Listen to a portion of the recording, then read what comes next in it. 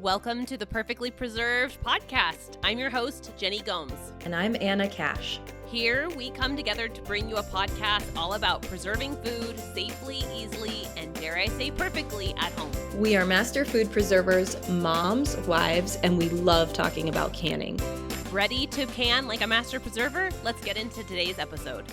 Welcome back to another episode of the Perfectly Preserved podcast. I'm Jenny, and I'm here with my co-host Anna, and we are so excited to talk today about what might feel like a little bit of a controversial topic, elderberry, and whether or not you should be preserving it. There's actually a ton to consider when elderberry, both as a home remedy and as a safe or unsafe home preservation option.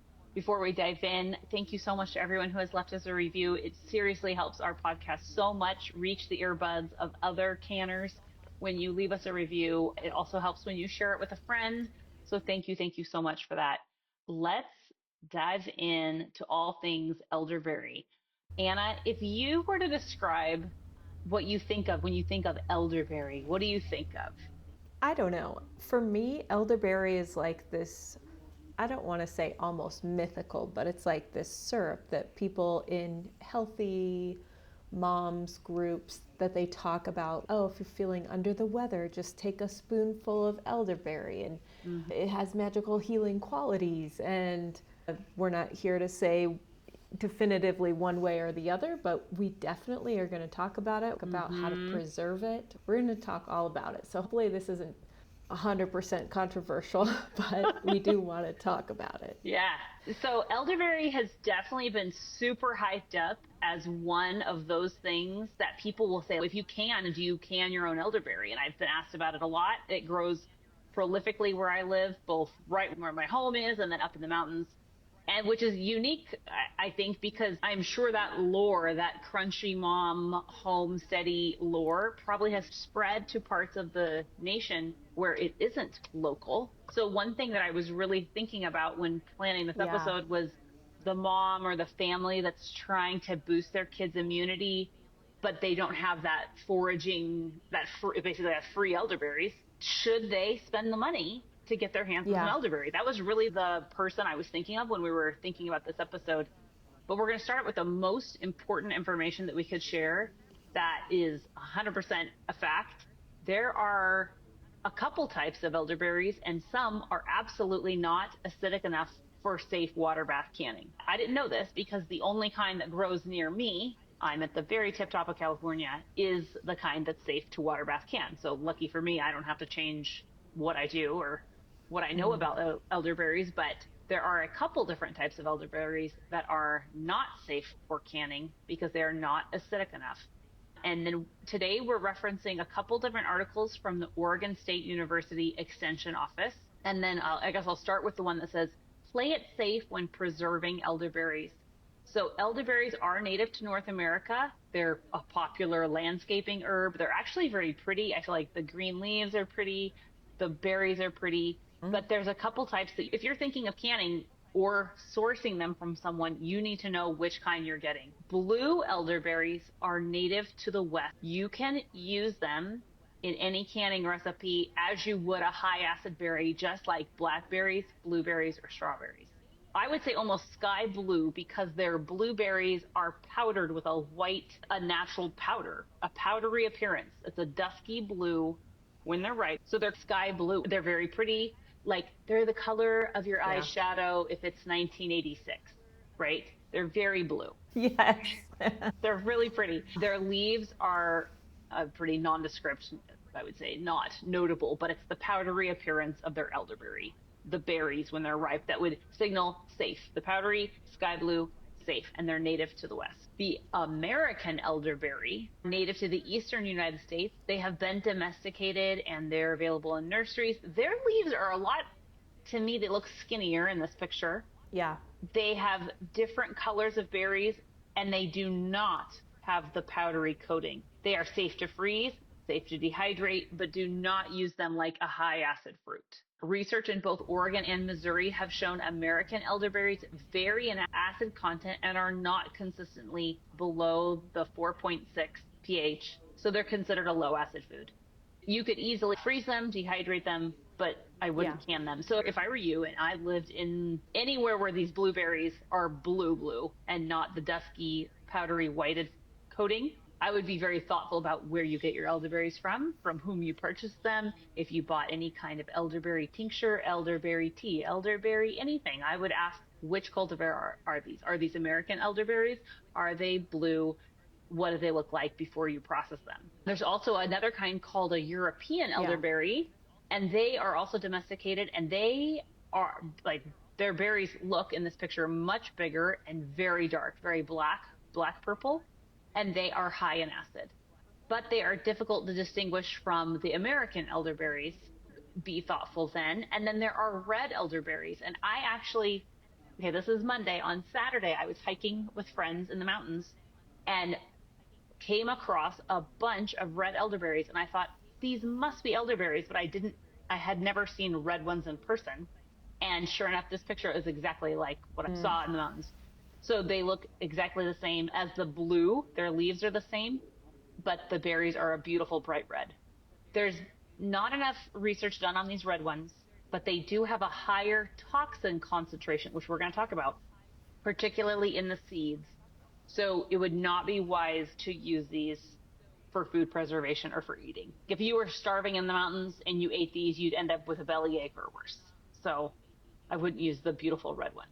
Yeah. So that's the most important thing that we definitely, if you click off from here, you've taken the most important thing. It's not the most controversial thing we'll say today, but it is the most important, that if you are going to be preserving, we want you to be very clear on which variety you have in front of you. And the safe kind are the kind that's native to the West and have the powdery white coating on top of the blue. So they're sky blue. They're actually so much like my headphones. If you're watching this on YouTube, they're very similar to my headphone color. Mm-hmm. So yeah. Go ahead, Anna. And I would say, too, that it's not necessarily that the other two are safe to make syrup with, but canning it is not recommended because of the pH level. Great.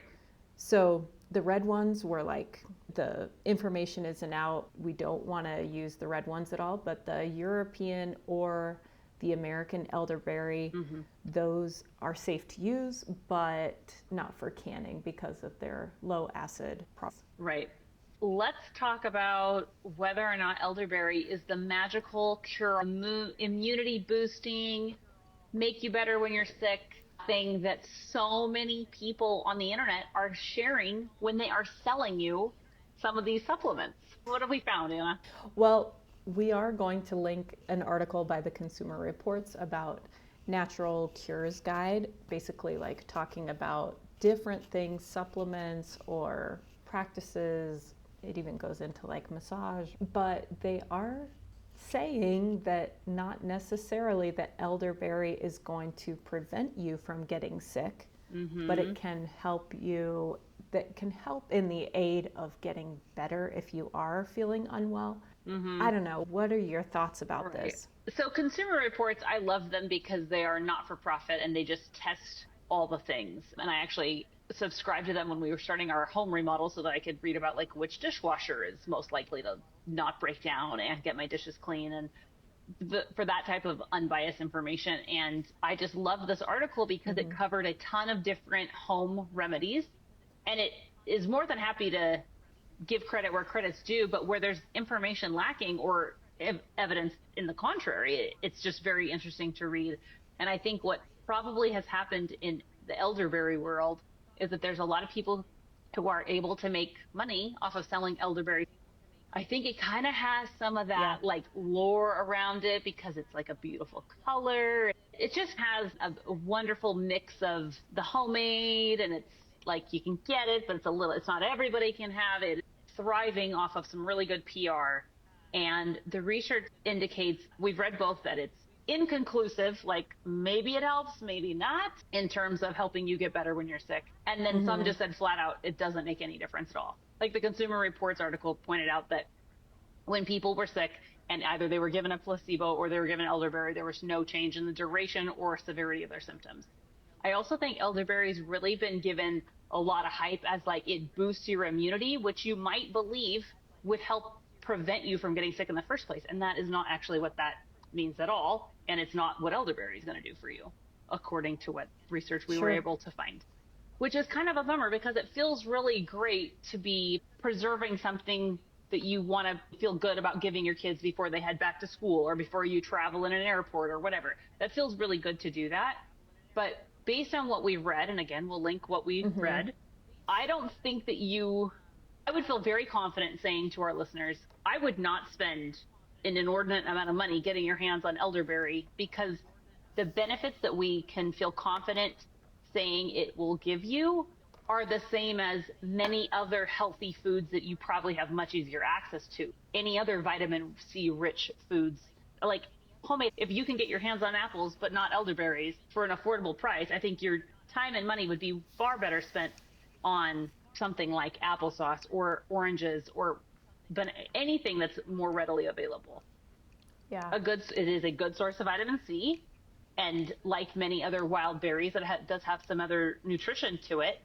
But for the hype that's really been built up around elderberry, I don't think, I wouldn't spend any money getting it personally, and I wouldn't recommend our listeners do it. You know what I mean? Have you seen like people sell the supplements, the powders, the tinctures, the syrup? The dehydrated elderberry syrups I've seen. Yeah, I've seen a lot of it. And part of it is you cannot fault people for wanting to go back to the land, wanting to do more natural remedies, but you also need to realize that maybe that hike up into the mountains did you more good than the elderberries. That, you know, 100%. like getting outside and having that exercise in the fresh air, I think does a lot for your immune system as well, and has been known to be a little bit more helpful than elderberry. And like Jenny said, there are so many fruits and vegetables that we can eat, that we can grow, that we can forage, that are chock full of vitamins and minerals. And I'm a huge proponent, anyway, I don't know about Jenny, but I'm a huge proponent of having a really varied diet. And that can also help keep your immune system up. Yeah. Like if I had a friend who had a surgery or suddenly was sick or, God forbid, worse, like really ill, my first thing that I would preserve them would not be elderberry. It honestly would be bone broth. It's easy on the tummy. It has lots of nutrition you can't really get from lots of other places quite as easily. If I were, as a canner, faced with, oh gosh, I got to come up with a nutritional powerhouse for someone I love, elderberry wouldn't even make the list. Yes. Wouldn't even come up near the list. I did want to share though, so elderberry is available to me for free all over the place. I can pick it when it's in season. I can get my hands on it. So I have definitely preserved it a lot. It makes a tasty pancake syrup. We're going to talk about some recipes in a little bit, but it's important that the recipes you use have added sugar, which you may not be excited about. My sister has kids that are younger than mine, so when hers were getting close to the age where they were going to be, you know, need a little immune boosting, we juiced elderberries because she was leaning more into, even if it maybe helps, well, then I'm going to give it to them, which is great. Great. Give your kids the elderberry juice. That's great. But juice with no sweetener, it's very sour. So then we were like, okay, so we're going to put all this honey in it. And then we put a little bit of apple cider vinegar in it. And then we just refrigerated it at the back of our fridge. So the apple cider vinegar was still like living. The honey was still doing what honey does. Soothes your cough, but is it a magical cure-all? Maybe, maybe not. But I'll tell you, it's very hard to get it to taste good without sugar. So even if you don't can it and you're still just thinking about consuming it, it's a little bit of a trick to get it to be something you can choke down. But thinking about that is really important, and that's something that was like our controversial episode for the season, I guess, like whether or not you would spend any money on elderberry. It is important to note that raw elderberries are toxic and they can make you sick. If you ate a lot of them, you would probably suffer cyanide poisoning, which sounds horrific. And I don't know if there's anyone out there that's going to eat a ton of them raw, but you should think twice before doing so. Gosh, where am I hitting all the notes, Anna? Yeah, the most important thing is that if you're going to use elderberries, just make sure that you're cooking them, that you're not eating them. It's super important because that cooking process neutralizes that cyanide property. Neutralizes the cyanide that's in elderberries. So even if you got dehydrated elderberries in the mail, you would need to cook those down into some type of syrup. But It's an interesting topic. I mean, I think anybody who's spent any amount of time being a mom or having kids, you've heard of people saying, "Oh, you just need to give them a little bit of elderberry syrup and it'll knock that flu right out." But yeah, this consumer report, and I need to look into the study that they did actually and really like dive into the statistics of it. But it just said, taken 4 times a day, 1 teaspoon each, I think it said. Let's see. Yeah, it says in it, people who took elderberry extract 4 times daily for 5 days saw no difference in how long their flu lasted and how lousy they felt compared to those who got a placebo. Hopefully it feels good. It's a little awkward. Yeah, I'm like, sorry, don't want to rain on your parade, everybody. Hopefully it feels good. Like, if you don't have access to that, we don't want you to feel like, oh man, I gotta spend a bunch of time and money to get my hands on elderberry, or what else will I give my kids? I don't think that's supported by facts at all. I think if you enjoy making it and giving it to your kids, then that's awesome. But I would not go out of my way at all to source it as a way to boost my kids' immunity, when surely you have something else available to you that is also wholesome, organic, something that you felt really good about, like some other high vitamin C fruit, something with fiber. That's the other thing. The berries are minuscule. The berries themselves are really tiny. Yeah. And they're kind of a pain, honestly. I mean, they're great or whatever, but they're not easy. They're way smaller than choke cherries. I'm holding my hand up, like they're little bitty guys. Maybe that's a good segue. They look like BBs almost. Yeah, so small. So maybe this is a good segue to talk about, like, how can we preserve them? If you want to do it, let's get into how you can them. When you're harvesting them, if you're I like to do things correctly person, you might want to pick all them off individually, and you'll just be standing there for so long, which is fine if you want to stand there for so long. If you don't, you can take a pair of either kitchen shears or loppers and just nip off the big clusters, so that's what you bring home. And then on those big clusters, you can just throw the whole cluster into the freezer. And then once they are frozen, they knock off of the cluster much easier. So that is the tactic I've used usually, unless the elderberries themselves are quite a bit bigger than. I remember one year I was like, dang, these are all really big. And I think I was able to kind of pull them off pretty easily. So, I mean, again, if you want to pick them all off one by one, go ahead. But you can easily freeze them and then knock them off. That's pretty easy. I have never done this, but in one of the articles from the Oregon State Extension, it described how to preserve them. And it talked about using a screen. So knocking them over a screen that's set over a bowl, which looks like a really good idea. It's called screening. So that's like a cooling rack. That seems like a really smart way to do that. I always juice mine in a steam juicer. And I think we have an episode all about steam juicers, or about how to steam juice, how to make juice. So that's how I have juiced mine. Did you do a different method when you made yours, Anna? Man, it's been years. I don't even remember the method that I used. I picked mine from up in the mountain, and like you said, they were really small, and I was like, am I even going to get anything out of these? I'm sure I used a steam juicer. Yeah, and it takes a lot of them.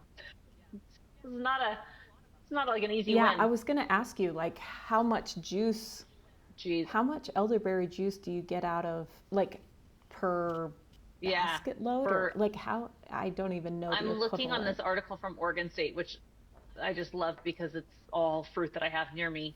The recipes that they give for high sugar jams and jellies that you can use with elderberries, it's 16 ounces of berry pulp or juice.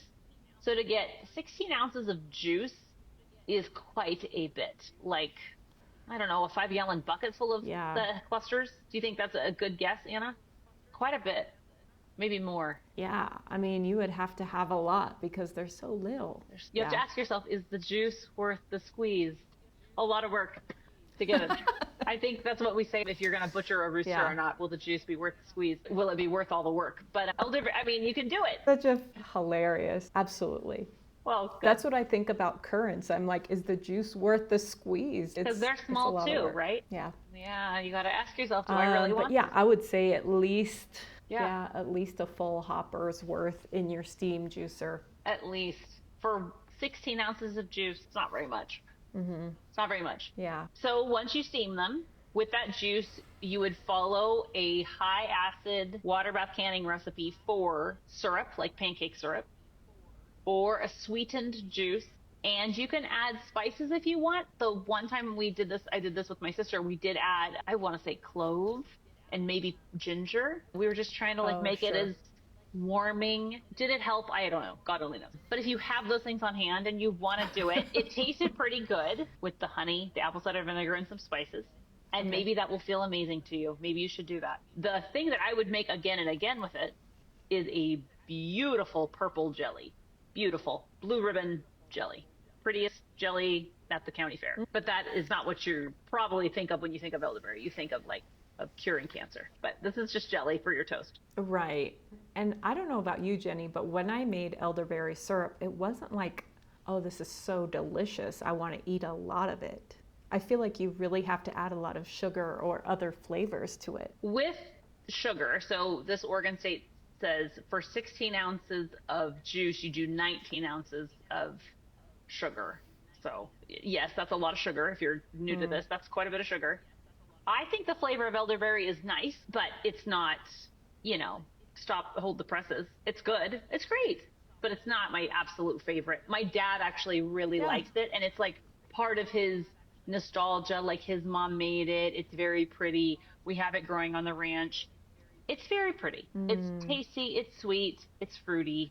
I think the flavor of choke cherries is like more of a unique taste, and even though you have to add a ton of sugar, it's still delicious and unique. It has a taste. Elderberry has a taste, but it's less remarkable and less interesting to me personally than choke cherry. I don't know. Yeah, I mean, it's good, but it's not the best. Goodness. I mean, maybe someone out there, if you love elderberry, great. I'm so glad you do. But it's not a preserve that I would like. Yeah, we're not have to make every year. We're not hating on elderberry, we promise. Yeah, we're not going to yuck anyone's yum if they love elderberry syrup and they think it's like the best end all be all. Yeah, eat it. But you know what I would say? Yes. I would say that I actually love elderflower syrup. Oh. Have you ever made that? Is that from the same planet? Yes. The flowers have this gorgeous, really strong, heady smell. It's beautiful in the spring. The Oregon State Extension has it near the bottom. You make it with like 10 to 20 elderflower clusters and some lemon, some citric acid, and you make a simple syrup, and it's gorgeous. And if you don't have access to elderflowers right now, you can go to IKEA and purchase elderflower syrup. What? IKEA? It's wonderful. I went and got the furniture store? Yeah. The one that's like a maze? Yeah, in their food department. What? If you can find their food department, they have like a blueberry syrup and a lingonberry and elderflower. Wow. Yeah. That is a surprise. And if you want to be the fanciest girl at the ball, you bring an elderflower syrup to your next get-together and some club soda and some ice and maybe some lemons to cut into slices, and everybody will be like, oh, what is this? It's delicious. It's wonderful. That elderflower recipe is on the Oregon State Extension website at the bottom. It has a blue background on the recipe. And this not only looks delicious, it looks easy. See, like the dopamine you would get from making some fabulous drink with friends is probably going to be better for your health. Like some tincture that some person on the internet sold you for way more than what it's worth. Sorry. That is a great recipe. There also is a recipe for elderberry vinegar, which sounds fun. And that probably has some merit to it. That sounds awesome. Mm-hmm. Yeah, and it would be a really pretty color. It would be like that dark blue color. Be beautiful. And then mash the berries. There's elderberry syrup also. With that, if you want to make elderberry syrup and serve it to your kids on pancakes, I feel like that was a fun and great idea. And I've done that in the past. And I just think my kids actually they were like, next time make blackberry syrup. Or it's like it's good, but wasn't their favorite. But there is a good recipe on this website for it. Sure. Okay, talk to us about dehydrating. Did you ever dehydrate elderberries? I haven't. I imagine it would be pretty easy You want them to be bone dry, and then you can package them for later in a, I would say, like a paper bag, not a plastic one, just in case there's any type of moisture. It's similar to like drying out seeds for the next season. You'll want to make sure that there's good airflow and that they're dehydrated in that way. I'm sure you could also hang the clusters and dry them out if you don't have a dehydrator. So when I dehydrated them, it was kind of a lot of work for not very many berries, but I just snipped off the big cluster heads. They really look like some sort of anatomical, like clusters of nerves or something. They're kind of interesting. So it's like a big cluster, and then on them are smaller clusters. So I cut all the small clusters off so I could spread them out on a dehydrator tray. And then once they're crispy dry, then you can just pull up the crisp. Ooh, they're a lot like a dill head. That's probably a more sensible comparison. Okay, so then I held up the head. It's like an umbral shape. Yes, and then kind of crumbled off the dried berries. And that worked great. A good, fast way of dehydrating them, I'd say. Nice. And how did you use them after you dehydrated them? I don't know if Or did you? I think I did it, and then it was like, it just took like a whole dehydrator full was like 3/4 of a cup of berries. I mean, it was almost nothing. I remember being like, well, that was a lot of time for... Wow. I just also think of the dehydrated berries as something people may buy on the internet or buy from source unknown. And if you thought you were going to get them and then rehydrate them and can them, you need to know what variety they are. And you may not be able to tell because they're dry as a bone, right? You wouldn't maybe know just by looking at them. So I just feel like there's got to be some people victimized by people overpricing their elderberry out there. I just feel pretty sure of it. I don't like that. Yeah, it is hard. Like you said, people are looking for a health remedy and they might think, oh, if this is wild sourced, or if it's this or it's that. Some of those greenwashing things that people say on their packaging or on their businesses, if you're not careful, you can get duped a lot of times by those types of marketing strategies. Yeah. We aren't here to yuck your yum or harsh on your home remedy pantry shelf at all, because we love all the ways that we can feed our families and feed ourselves nourishing, delicious things. But I just have thought a lot about how elderberry has been really hyped up to be probably more than what it really is. And we would hate for anyone out there to be like, oh man, I really got to spend a lot of time and money getting my hands on these tiny little berries that don't have a lot of juice. Because one, there's different varieties that you need to be aware of. And two, the research is not there to make me think like, oh man, this is really worth a lot of work and money to get your hands on. Right. Yeah, I think that is the big takeaway. Let food be thy medicine and medicine be thy food, said the famous Hippocrates. But have a variety. Look for all different ways to get your vitamins and minerals, and have a varied diet. Don't just think that this one thing is going to be the thing that is going to be your end-all, cure-all. Right. And if you can it into something delicious and enjoy it, then that's amazing. We're so happy to support that. Just be sure you're using the kind of berries that are the powdery blue, and all will be well. Yes. For canning and everything else, put it in your fridge, and that lasts how long, Jenny? 3 to 6 months? Yes, long time. Mine lasted a long time. Maybe longer than that. Or you can also freeze it. Yeah. So there's options out there. I think whatever you're going to do, make sure that you're doing it safely. You can check out our show notes for the links to the articles that we have referenced. Hopefully this was helpful for you. And not too highly controversial. It's like we should have a little micro list of like Anna and Jenny's most controversial episodes. This will be one of them, and then don't water glass your eggs. That would be the second one. And then, the fermented garlic craze of post-COVID or during COVID, everyone was trying to ferment garlic. That's also not a great idea. Oh yeah, we're not big fans of Meghan Markle's show. That was controversial of us. Yeah. That's okay. That's all we got, but all right. Happy preserving, everyone. That's our show. We don't want you to miss an episode, so please be sure to subscribe.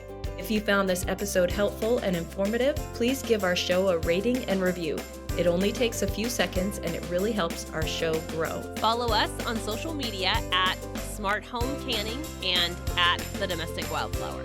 Email your preserving questions to perfectlypreservedpodcast@gmail.com, and we will do our best to answer your questions on the show. Thanks so much for listening. Stay tuned for our next episode, released every week.